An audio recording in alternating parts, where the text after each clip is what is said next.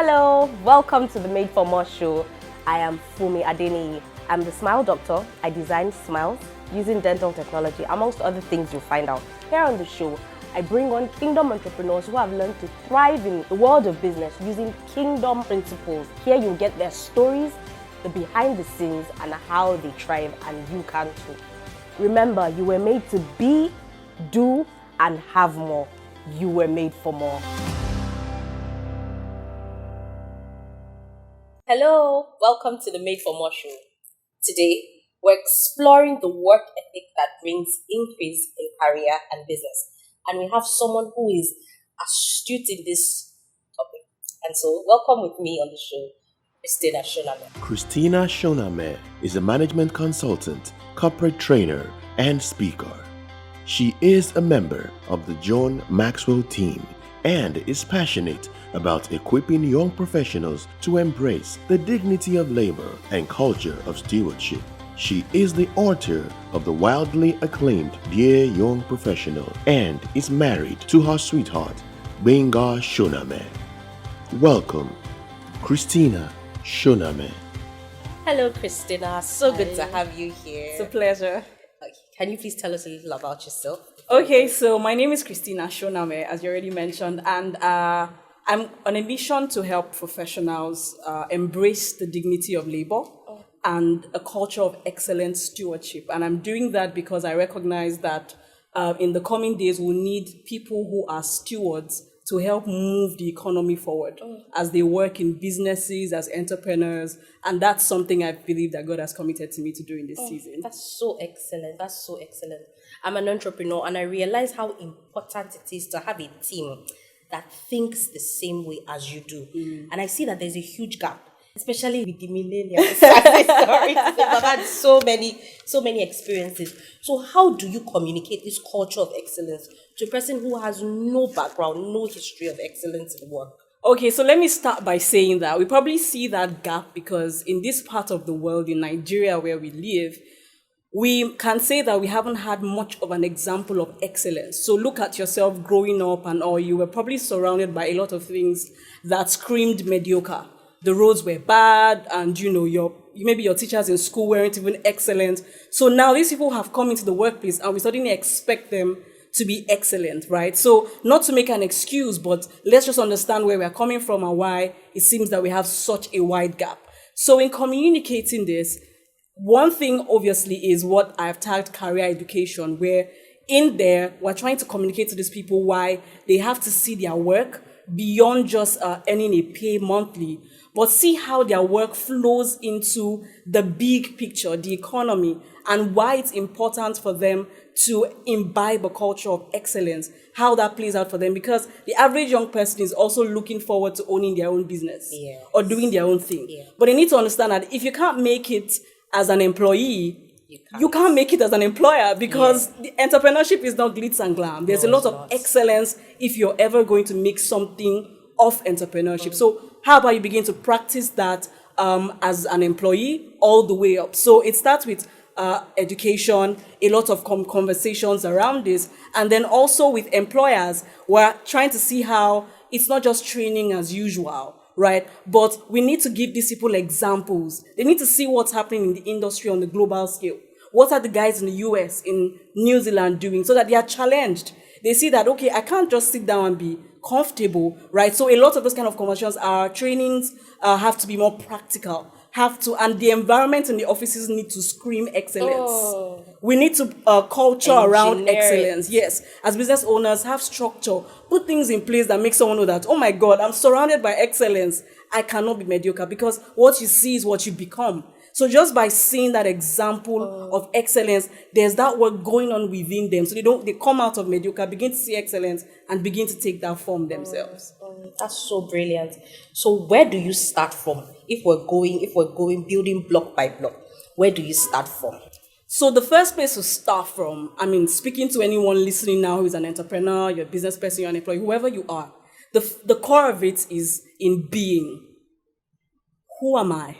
Understand who you are before you even talk about doing. Normally when we talk about work ethic and stuff, you're thinking about, okay, thou shalt not. It doesn't work because it's your life flows out of who you are. And it starts with understanding your being. Who am I?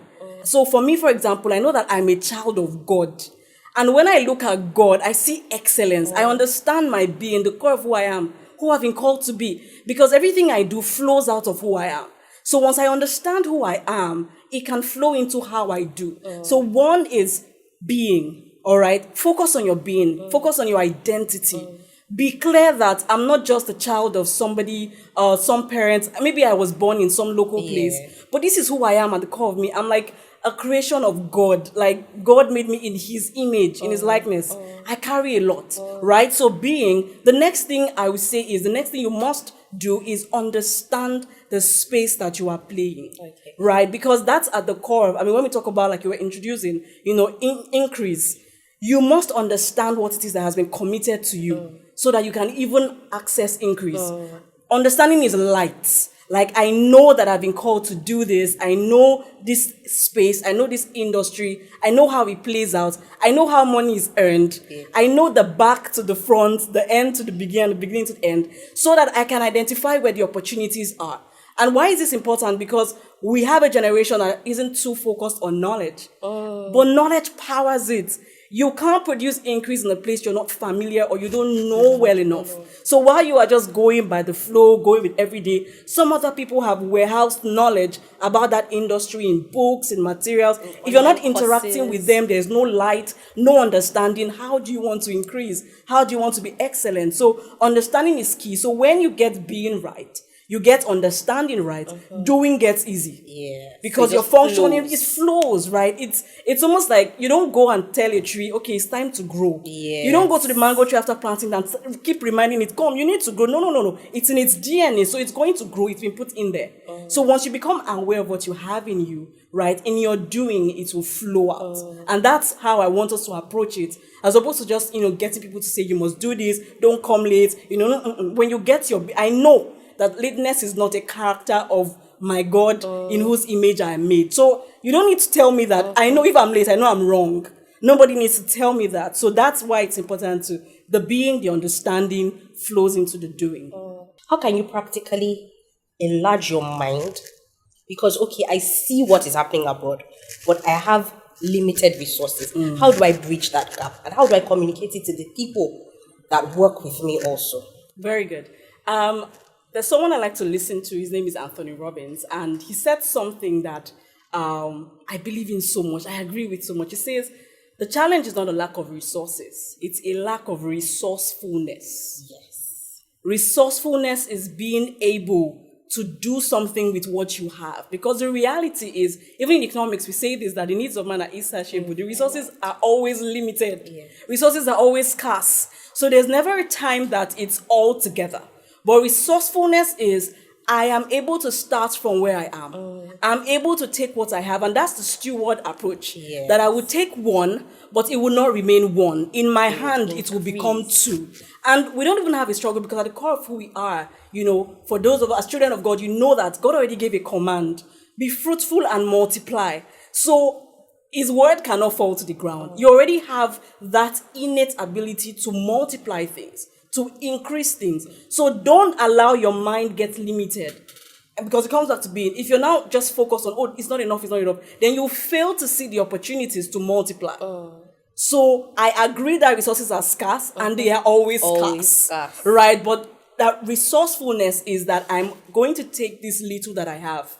And everything in life mirrors to us that it always starts small like that. It's a seed. And then next thing we see a tree. And then more fruits. It always starts in small form. It's always limited, initially. But it's how you handle it, is the mindset with which you take hold of it that will determine if it remains small and nothing. But resourcefulness is never about a lack of resources. It's always about the absence of resourcefulness. So pay attention to being a resourceful person. And that's as simple as, there's some people you just know in your life that if you need something, you just call them. Yeah. They always find a way. Make it happen. Like, you have to become a make it happen person.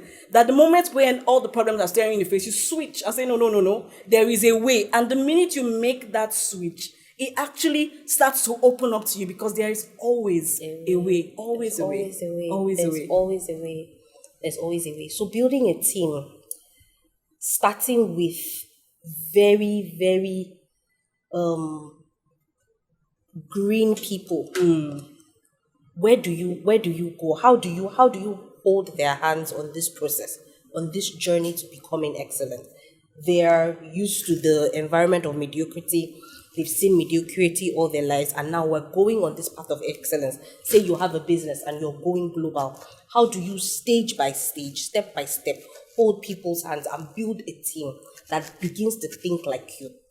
So that's a very fantastic question, which is something that a lot of business owners and entrepreneurs need to be ready for, because a lot of that is happening now, Yes. right? And what I would say to that is the practical way I already mentioned before, that you as the owner of the business begin to mirror excellence to them with the way that things are structured. Right? We're not saying have it all together, because never is that way. So you may not have all the structure in place, but let them begin to see you in the way you even serve the clients. Mirror excellence. So even if you're a one-man business, you're just starting out, do they see you typify excellence with the way you handle the clients, the production of the services or the goods? Begin to mirror that, because there's just so much transformation. Some things are taught, some things are caught, right? There's a lot that comes with what you are seeing consistently. So that's very important for business owners. The other thing I'll say is, as much as possible, right, don't be the only one who is at that level. Okay. So if, for example, you have a 10-man team, even if it means getting just one CEO or one head of something, like someone who is a leader, because you have to pay attention to the kind of leaders you bring in, right? So with your leaders, you have to be very keen on getting people who closely enough mirror excellence, because remember, they are leading people. Yes. So if you're trying to show the leader excellence, it becomes a lot of burden on you. So pay attention to leadership, right? Somebody may not have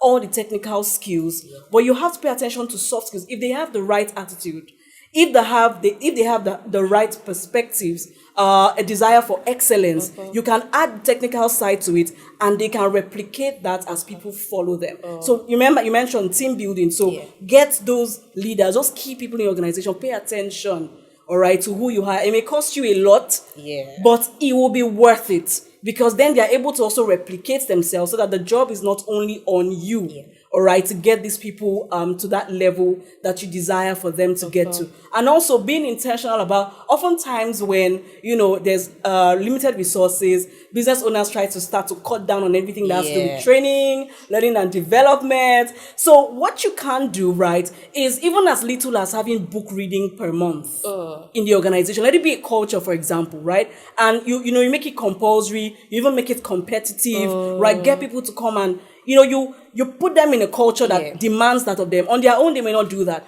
But as more light comes to them, even though initially it may start mechanical because you're probably compelling them to do it, but as they begin to open their eyes and see new things, every now and then you have a great friend, bring your friend to talk to your staff, right? Have those, let them see multiple examples they can mirror, right? Things like book readings, or right, things like online courses. Sit with them. Ask them, so what did you learn? What would you do with what? So that process is gradual, but it's going to begin to shape them into this new perspective, right, that you want to see with them. So the concern I find that most business owners then have is, what if they leave, right? But the question again is, what if they don't leave? And that's where we have to do what we have to do what we need to do for the sake of even the culture of the organization. It's less about the people, but it's more about the standard you are trying to build for the organization. Yes, absolutely. That's so beautiful. You said something about competence and character as you were speaking. And I remember at a point when I was hiring staff, my husband highlighted something to me. He said there are 3 important C's in hiring. There's competence, there's chemistry, and there's character. And he says if you have character and chemistry, you can always teach competence. And I found out to be true over the years.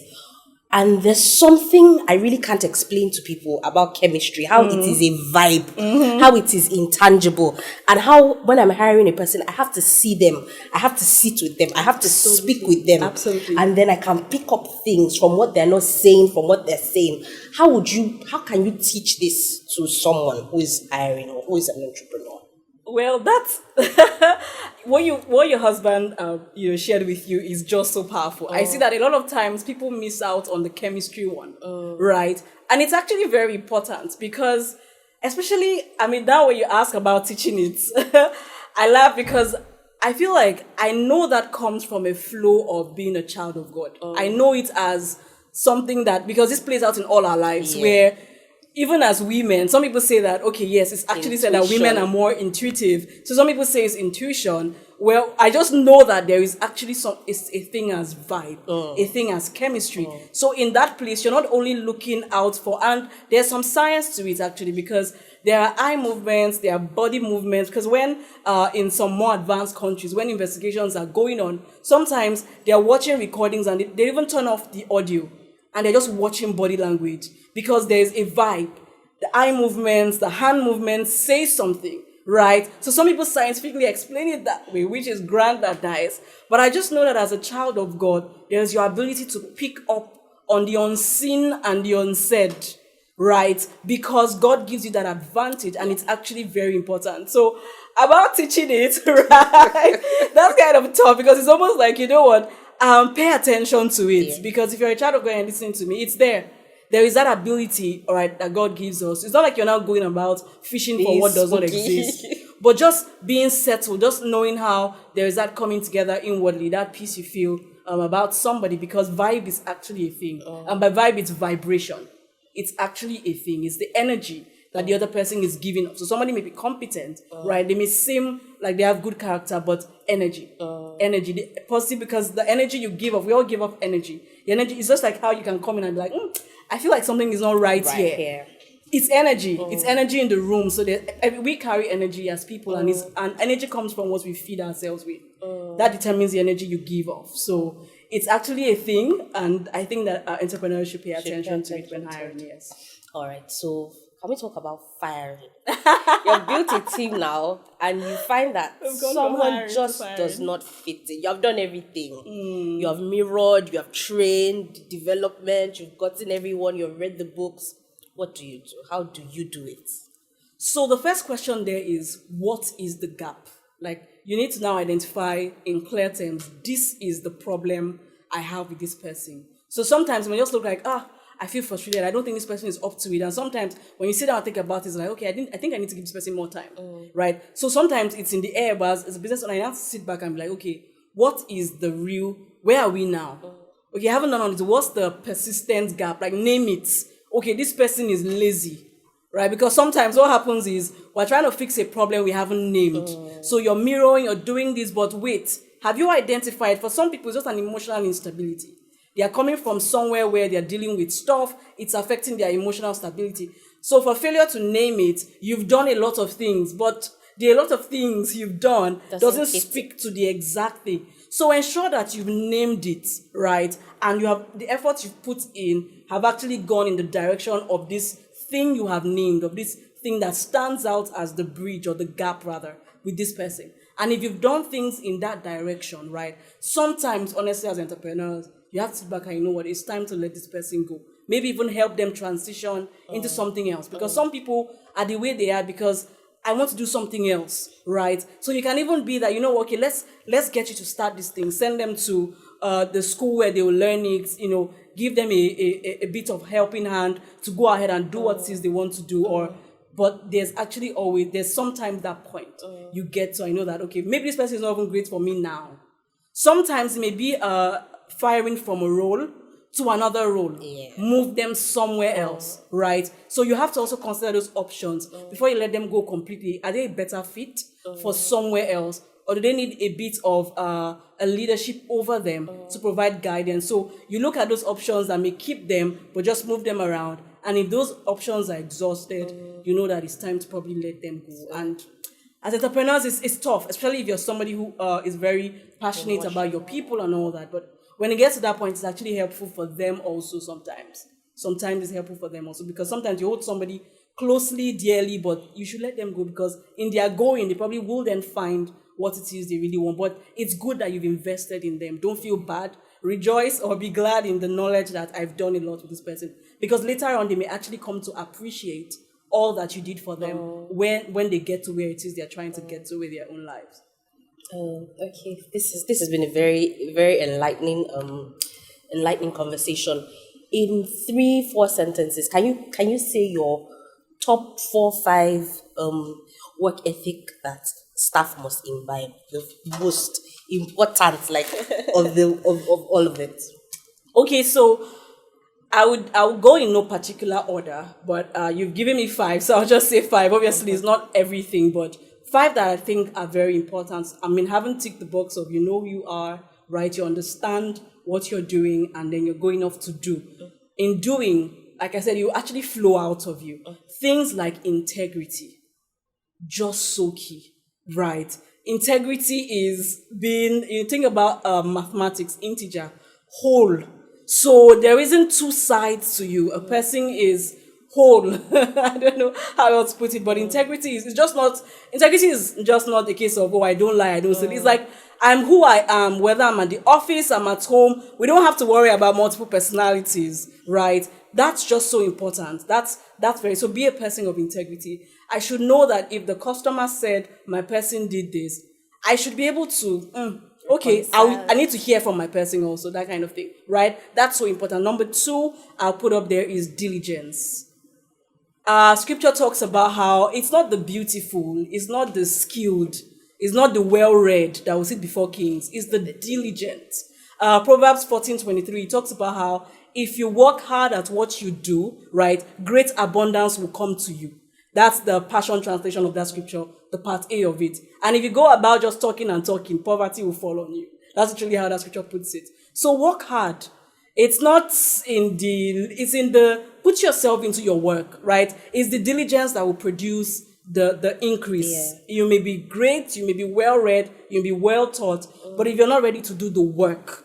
And I was saying something earlier, this week that if there's one love language all superiors have, it's results. Is the love language. Yeah. Speak it, right? If you're diligent, you won't have a problem speaking your superiors' results, or even your clients' love language in this case. I've mentioned diligence, I've mentioned integrity. Another thing is as simple as it sounds, but a respect for time, right?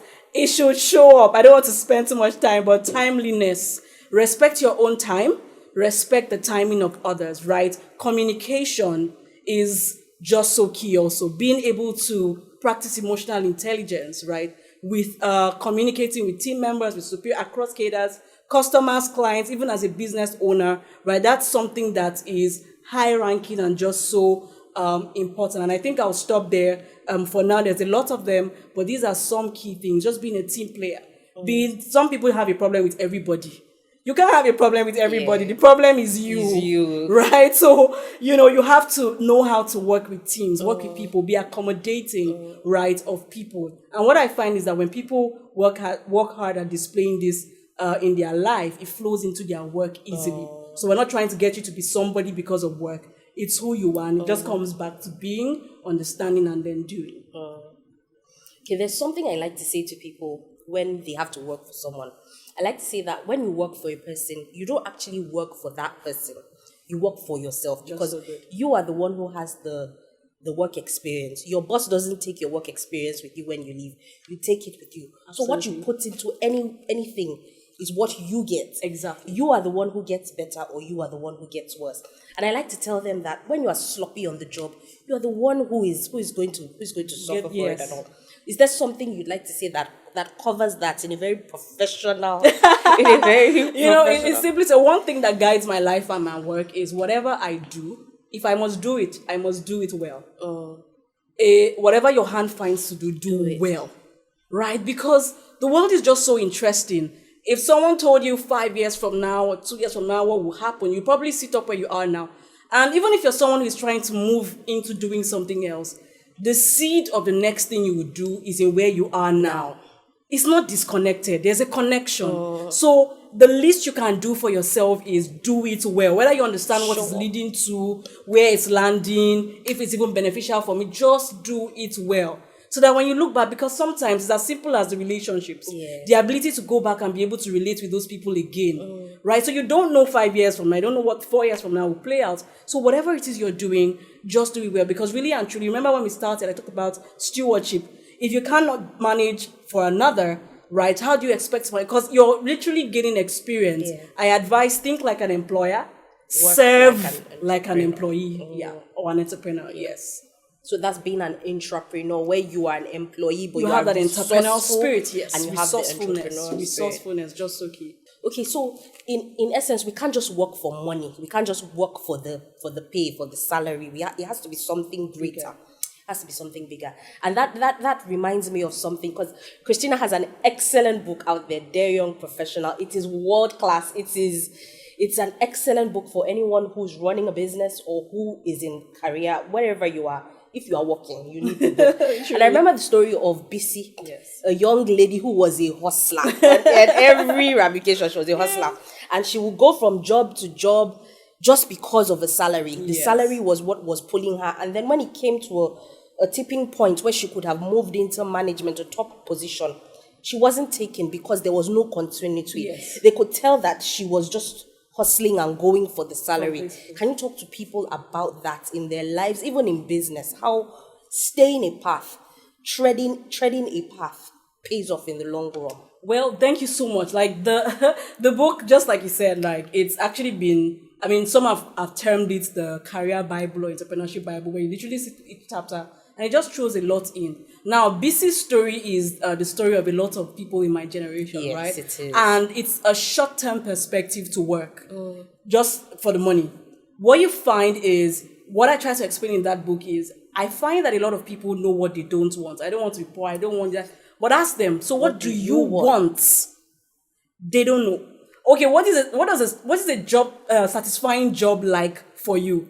No answer, right? So a lot of focus on the everyday immediate and no focus or no idea. So you don't need the full picture, but at least know that this is what a good job, this is what a satisfying career or business would be like for me. So that as you move, that's driving you. And because that's driving you, find that sometimes you take a role not because of the pay, but because of how it can contribute to the experience that will lead you to this place you see yourself getting to. And it's good because once you see it, you can have it. Yeah. But for lack of vision, we now have people just jumping up and down from one job and end up frustrated. Yeah. Because even the money at a point, it breaks.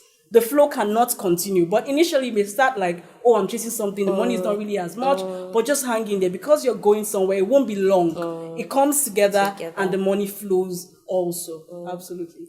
I think that really ties up with your personal story, because I know you were working with one of the top 5 global firms and you were already certified as an accountant and you were on the way to the top. Yes. And you had a leading to move to somewhere smaller, with probably less structure and less pay. Yes. So how did that tie into you having career vision, but leaving a place that will probably give you that, for a place that didn't look like it would give you? Yeah, so just like you mentioned, it comes back to the issue of vision, right? Because obviously for me, it wasn't a logical decision or a decision that has to do with money, trying to get more money or something. It was more a case of a picture I've seen and then, aligning with an opportunity that was going to lead me more in the direction of what I've seen for myself. Yes. Purpose. I mean, the purpose conversation is a whole different. Some people say purpose doesn't pay and blah, blah, blah. But what I do recognize is I know as a child of God that I'm here for more than just earning a salary and living a comfortable life. My life is not even my own, right? So I'm just here on an assignment and I will do my assignment. Whether it's convenient, it's comfortable, it means moving, I'm happy to do it. And I'm thankful because it, for me, has been a transition, right? But it comes down to having a vision, a picture, right? And which God amplifies, makes clearer to you as you move on your pathway. And that's why I basically encourage everybody, understand who you are, what you're here to do. And there's a meeting point. Purpose is not different from career or business. It comes together. And when you have that alignment, it's good for you as an individual because that's where fulfillment is from. The alignment of purpose, career, and all the other aspects of your life. So would you say you're more fulfilled on this role? Oh, absolutely.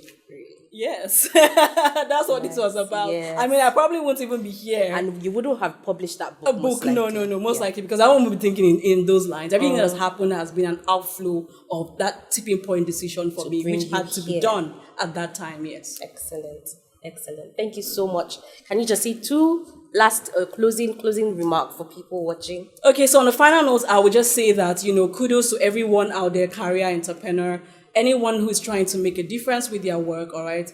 There's more, there's so much more that you can be and you can do. Keep at it, all right? Keep growing.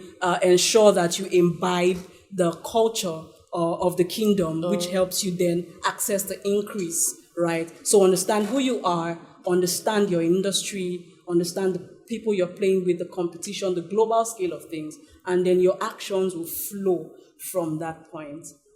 Thank you so much for coming on the show, Christina. been This a has been pleasure. enlightening. I know I'm going to change some things once I get back to work on Monday. And so thank you very much for coming. And please remember that you can get a copy of Christina's book from her website. I'll put something in the caption where you can. Thank you so much for coming on the Made for More show. We'll see you next time.